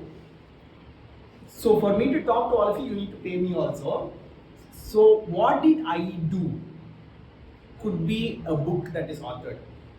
If you see, all of them would have written a book. Could be a world record. could be something that you did for the community that changed things, like the story, like the forest that I created. So it could be something which is called a share-worthy story. Yeah, and that share-worthy story is something that proclaims yourself as the speaker to the world, and because of that, people are going to come call you, ask you to come and speak, and if you demand for money, they are going to pay you, book your flight, help you to travel, book your stay, all those things, and get you to speak there. With that, we come to the towards the end of today's meeting, and I am going to hand over the meeting to the presiding officer, Toastmaster Carolyn, to close the meeting with present summaries. Thank you, Toastmaster John. It was very, very insightful, and I think the theme of the day was presented so very well. As we come to a close, let's just jog through all the events that happened today. All of you here have contributed in a very, very powerful way, in some way. Some through prepared speeches, some through fantastic table topics, some through your very insightful evaluation. Everybody has contributed something, and we are not the same people as when we came inside. We've learned something, we're taking back valuable lessons. These stories that we share here are not just for our project completion, but these are lessons for our lives, right? And with that, what do we have ballots? Do we have ballots? Oh. What do? We need to have ballots, right? Hands? Yeah, probably we can raise Open it. ballot. Open ballot. Yeah. Okay, before that, okay, we'll have open ballots, and what we could do is when someone comes here for the first time and delivers the speech, we call it an icebreaker, right? And what do we do for an icebreaker? What do we do? Standing ovation. So today we're all going to stand and give a standing ovation to Toastmaster Kriti Surana. She's finished a pathway. She's finished a pathway. It's a huge achievement and a very proud moment for us. So please, I would request the club to stand and give a standing ovation to Kriti Surana.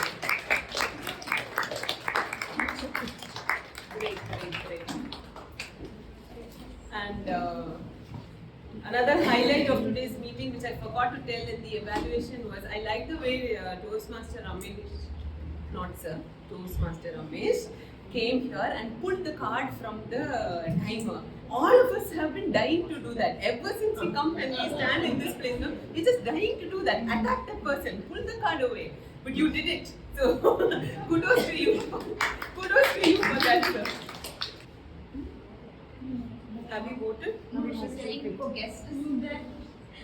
For guests. No, ma'am, we would like you to come forward and actually give your feedback. You could come and we could use this time. You can come and say, or you could sit there also and say. About your thought. Anything you can tell, anything from there. You don't have to come forward. You can, you can just tell about your experience. One word also fine, ma'am.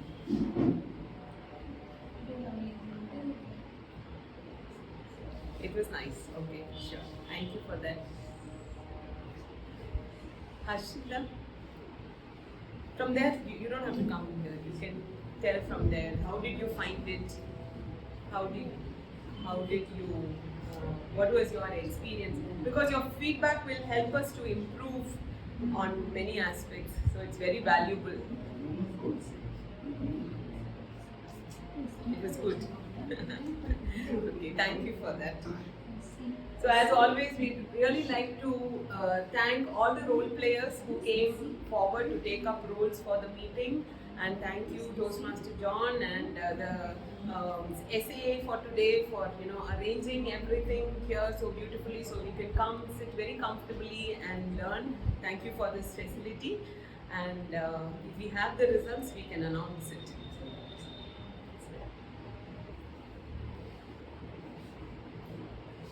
Shall we announce the results? Everybody's finished voting? Yeah. Okay. So the best prepared speaker. Any guesses? No guess. Toastmaster Ramesh. Sorry, sir, I don't even have rocket to give you. I'll give you Applause. Applause. Thank Nice. Yeah.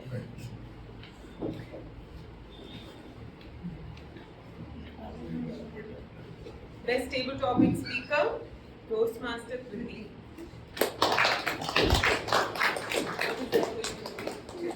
Lock and key for you. For solving the question. Nice.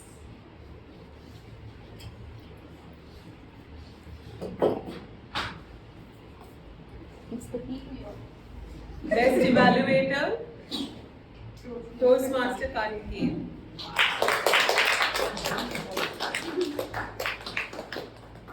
Shake hands. I'm not written this. You better listen, it's John, sir. Thanks. The yoga mat is there. Best role player, Samuel. Please come forward. Please exercise. Yoga mat for you.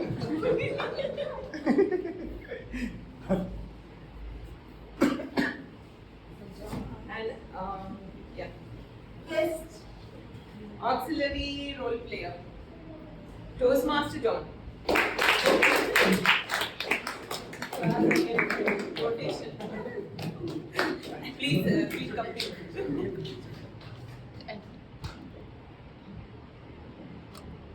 Keynote. Thank you. So with this, we officially will be ending meeting number 192, and we welcome all of you to come forward for a group pic and have a very, very happy week ahead. Thank you.